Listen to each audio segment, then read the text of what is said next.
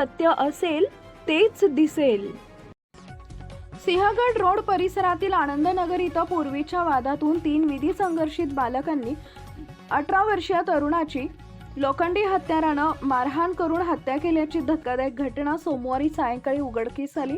या प्रकरणी 3ही अल्पवयीन यांना पोलिसांनी ताब्यात घेतलंय.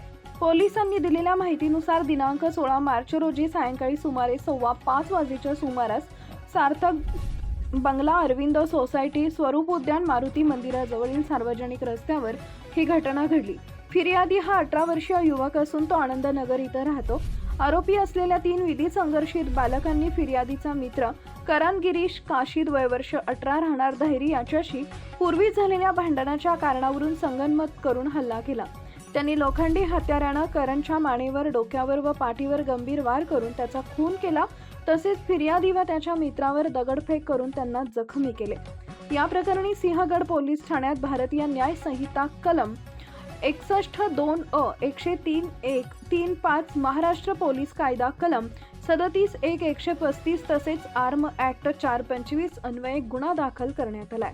पोलीस निरीक्षक गुणे समीर गायकवाड यांच्या मार्गदर्शनाखाली पुढील तपास सुरू आहे. Subscribe now and press the bell icon. Never miss an update.